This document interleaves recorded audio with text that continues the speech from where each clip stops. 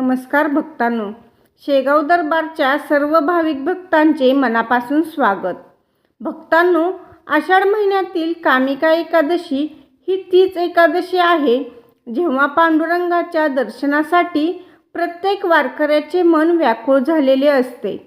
पण विचार करा, जर एखाद्या निष्ठावंत गरीब वारकऱ्याने आयुष्यभर एकादशीचा उपवास केला, वारी केली, पण वृद्धकाळामुळे आणि गरिबीमुळे एका वर्षी त्याला पंढरपूरला जाता आले नाही, तर त्याच्या मनातील ती तडप, त्याचे ते अश्रू साक्षात पांडुरंगाला सहन होतात का?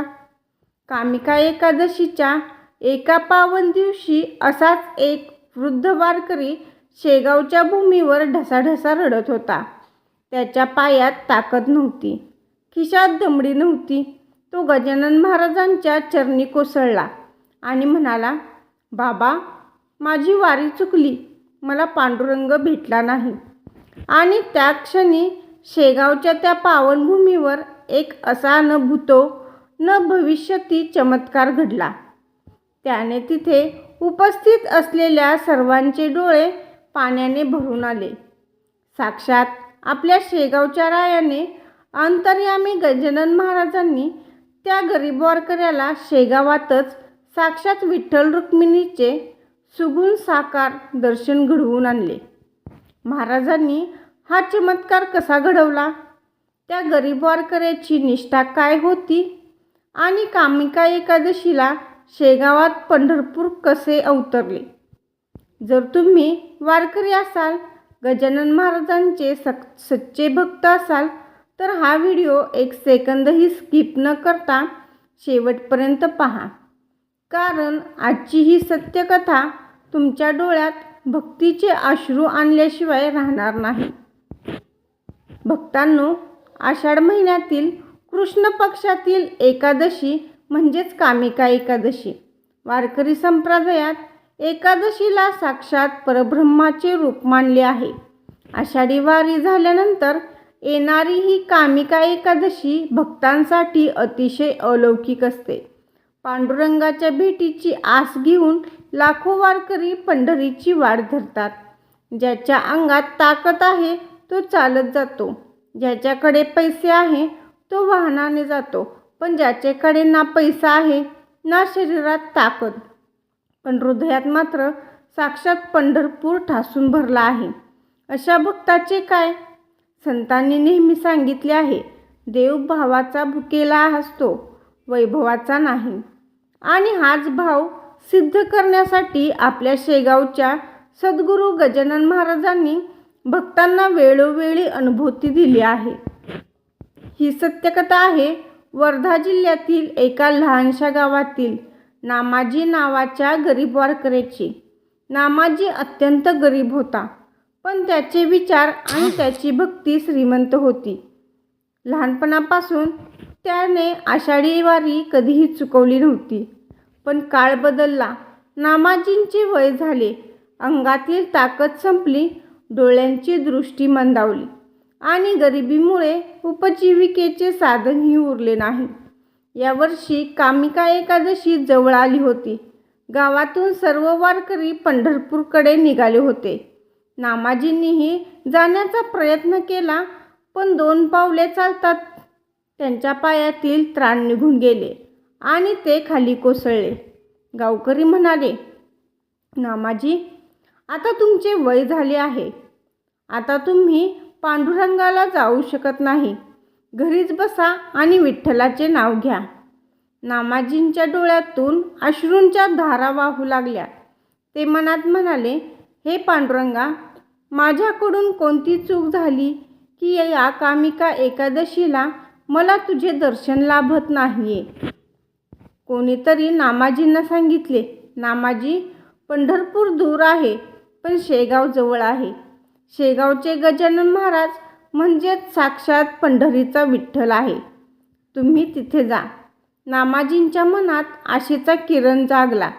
हातात काठी घेऊन, अंगावर फाटके वस्त्र आणि डोळ्यात आस धरून नामाजी कसेबसे कामिका एकादशीच्या दिवशी शेगावात पोहोचले. शेगावात भक्तांची मोठी गर्दी होती. महाराज एका लिंबाच्या झाडाखाली ध्यानस्थ बसले होते. नामाजी गर्दीतून वाट काढत महाराजांच्या जवळ आले आणि थेट महाराजांवर डोके ठेवून ढसाढसा रडू लागले. नामाजी रडत रडत म्हणाले, बाबा, माझी वारी चुकली. मी पंढरपूरला जाऊ शकलो नाही. माझी कामिका एकादशी व्यर्थ गेली. बाबा, मला पांडुरंग भेटला नाही. गजानन महाराजांनी डोक्यावर हात ठेवला. महाराजांनी नामांच्या डोळ्यातील अश्रू पुसले आणि मोठ्याने प्रेमाने म्हणाले, नामाजी, अरे वेड्या, जो भक्त निष्काम भावाने पांडुरंगाची भक्ती करतो त्याच्यासाठी पांडुरंग कुठेही दूर नसतो. तू पंढरपूरला जाऊ शकला नाहीस म्हणून काय झाले? साक्षात पंढरीचा पांडुरंग तुझ्यासाठी इथे आला आहे. महाराजांनी नामाजींना आपले डोळे मिटायला सांगितले. महाराजांनी नामाजींच्या पाठीवर हात ठेवला आणि म्हणाले, उघड डोळे आणि बघ समोर. नामाजींनी हळूच डोळे उघडले आणि काय आश्चर्य!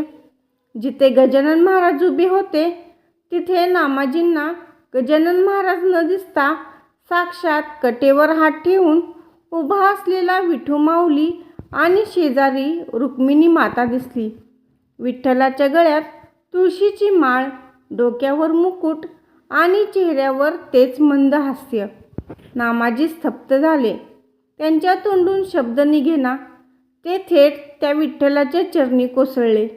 त्यांना साक्षात पंढरपूरच्या गर्भगृहाचा अनुभव शेगावच्या भूमीतच आला. काही क्षणानंतर नामाजी भानावर आले. तेव्हा समोर पुन्हा आपले गजानन महाराज प्रसन्न हसत उभे होते. महाराजांनी नामाजींना सांगितले, नामाजी, भक्ती ही मनात असावी लागते. अंतःकरण शुद्ध असेल तर जिथे बसलात तिथेच पंढरपूर अवतरते.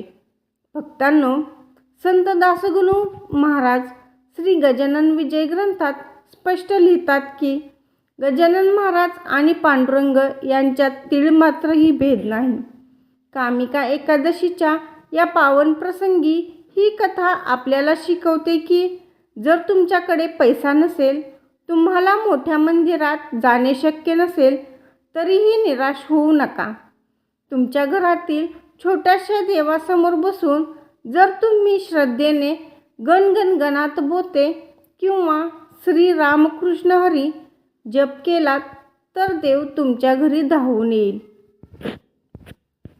भक्तांनो, या कामिका एकादशीला गरीब वारकरी नामाजींची ही भक्ती आणि महाराजांची ही अनुभूती आपल्या सर्वांच्या मनात भक्तीचा दिवा पेटवणार आहे.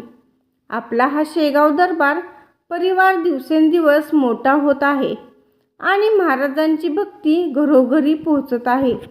जर तुम्हाला कामिका एकादशीची ही सत्यकथा आवडली असेल तर कमेंट बॉक्समध्ये पूर्ण श्रद्धेने लिहा, जय हरी विठ्ठल किंवा गणगण गणात बोते. हा व्हिडिओ तुमच्या घरातील आणि मित्रपरिवारातील सर्व गजानन भक्तांपर्यंत आणि वारकऱ्यांपर्यंत शेअर करा. व्हिडिओला लाईक करा आणि चॅनलवर नवीन असाल तर आत्ताच सबस्क्राईब करा आणि बेल आयकॉन दाबा. चला तर मग पुन्हा भेटूया महाराजांच्या अशाच एका अलौकिक कथेत.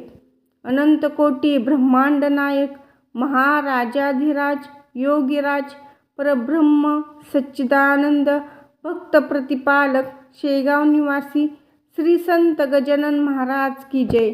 गणगण गणात बोते.